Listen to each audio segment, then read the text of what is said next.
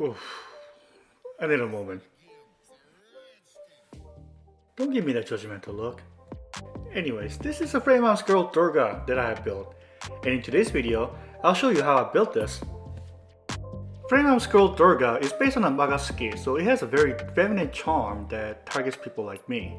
And when I heard the news that USAGS was going to hold a contest for Mecha Amusement, I decided to use this kit as my entry. Like the manga skit kit, this kit had a lot of parts. It had a usual assortment of pre-painted parts, a runner-up hand molded out of rubber-like material, and this glossed red clear part. This kit also had a two shade of the gold runners, and these water slide decals that had these intricate details. The parts were well sculpted and the plastic was of a high quality. I began building this kit by taking out each part from its runner according to the instruction on the manual. I used a double cut method here to minimize stretch marks on the parts. Once the parts were taken out, I cleaned them by using a filing and sanding block. And once parts were clean, I'll assemble them following the instruction. The plastic was high quality, so cutting them out and cleaning them was easy. The kit was engineered well, so they fit together well with very minimum gap, except for a few places. Thanks to a clear and well laid out instruction, building this kit was a breeze.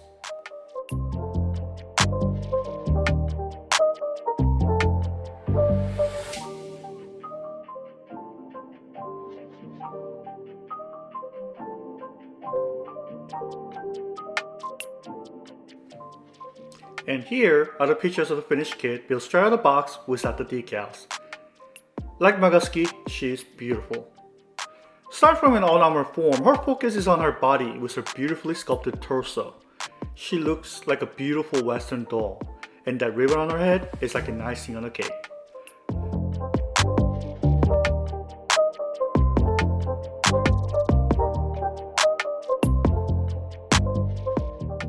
But when you put on the armor on, her innocent doll-like looks change to a more gallant figure. The kit poses well and balances well considering the busy design, but the hair does get in the way. The kit does have a color correction issues that even the decals won't fix. But even with these issues, the kit looks gorgeous even without painting. Now painting. Since this is my entry to the contest, I paid a little more attention. All the seam lines and panel gaps were cleaned out with plastic cement or putty. Her hair was extremely painful to clean due to its design in a large panel gap. Thankfully, they were well hidden. Some parts, such as her arm, has two separate color parts, so once you take care of the panel gap, masking was required for painting. This kind of decision was needed in a few places, so the pre-planning was very important. This kit also had a lot of visible mold marks, which I cleaned up using files and sanding blocks. Now once cleanup and pre-planning was done, I prepared the parts for painting by washing them in a warm soapy water. The first part I painted were her skin tone. I used Mr. Color CS551 fresh color set here. I began by applying primers first. The primer would help with the paint adhere to the part, and it will also show me any mistake I made on the parts. Once the primers were cured, I began painting by applying BC04 as a base color.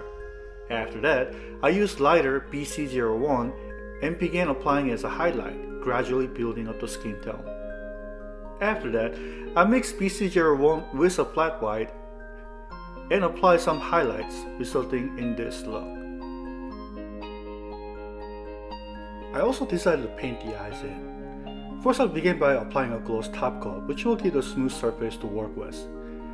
I used a brown old paint with a detail brush and a liner brush to make an outline. I used the characteristics of an old paint, which is a long drying time, to carefully paint the outlines.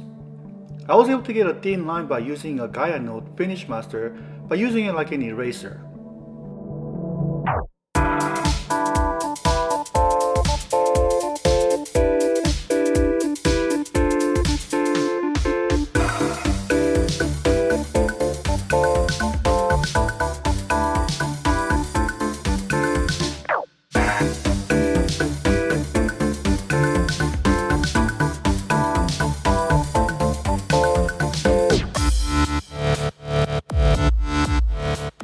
Now once the outline was done, I sealed it with using a gloss top coat again. From here, I used acrylic paint to paint the eyes with a detail brush and a liner brush. It was a long and tedious work, but I was able to get an acceptable level. My hands were shaky, but I think it came out alright.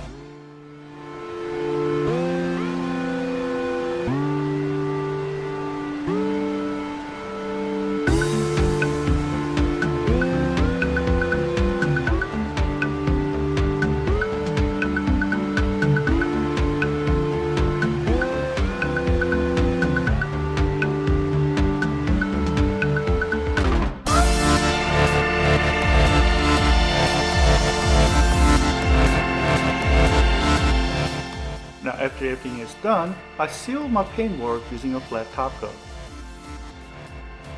Some of the clothing was to be as a see-through. For these parts, I use a base skin tone as a base color.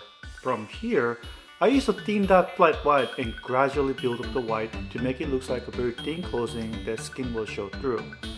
The lower opacity of the thin dot paint and the patience was a key here.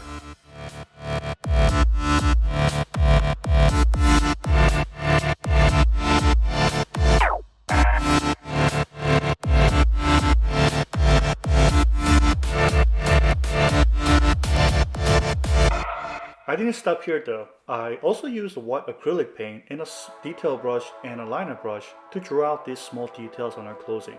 Now my shaky hands will not let me draw out these small details, but I think I got it to an acceptable level.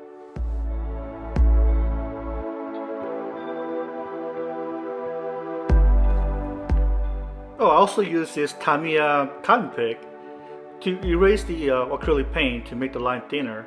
It helped a lot.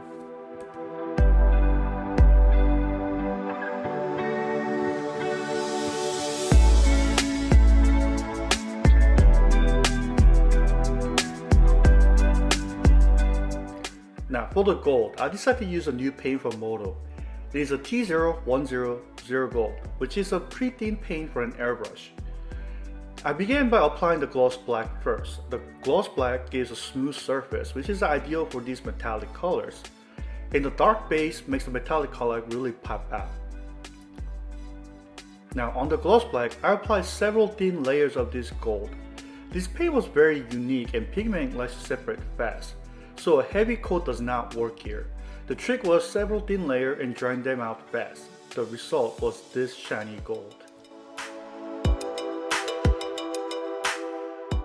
For the rest of the painting, I use my usual method. I use a primer first, then a dark shade, then the lighter shade as a highlight. Now some of the small details were brushed in, but for the most part I use a masking tape to mask out the parts and separate the parts for painting. Honestly, this was a long, tedious work and I almost gave up on it. To make things worse, I realized that I didn't get a full color correction I was aiming for. By the time I realized it, it was done and I just gave up on it.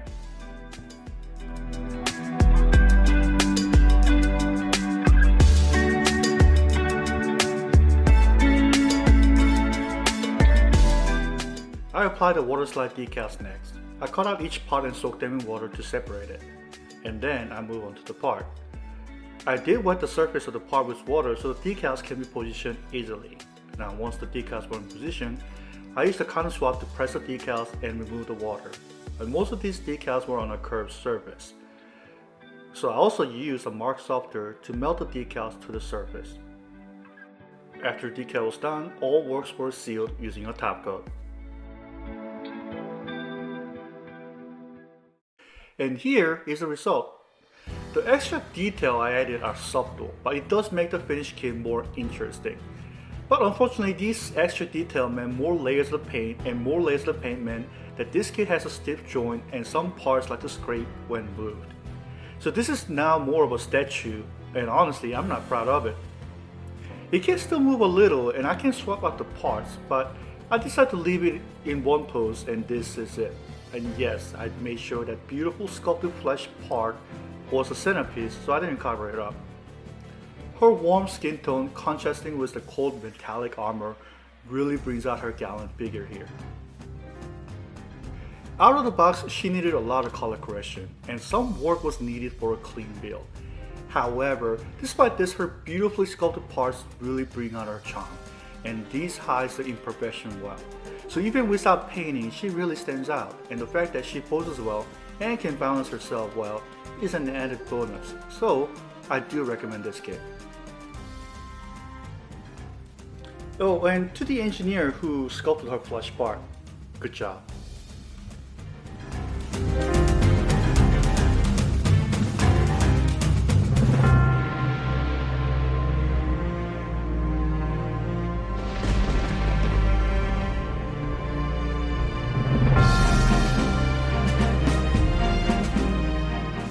Thank you for watching this video. Hit the like button if you like this video and don't forget to subscribe.